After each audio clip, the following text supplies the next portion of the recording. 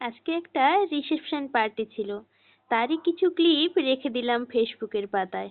প্রথমেই গিয়ে আমরা দেখে নিয়েছিলাম, মানে যাদের রিসেপশন ছিল তাদের ওখানে গিয়েছিলাম। তারপরে চলে এসেছিলাম খাওয়া দাওয়ার পর্বতে।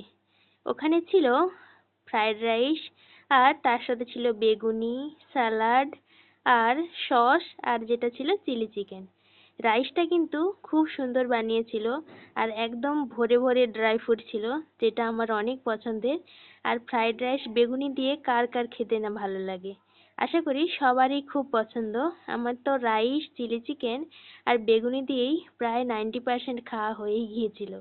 তারপর একদম সামান্য পরিমাণে সাদা ভাত নিয়ে নিয়েছিলাম, তার সাথে নিয়েছিলাম আলু ভাজা ও ডাল।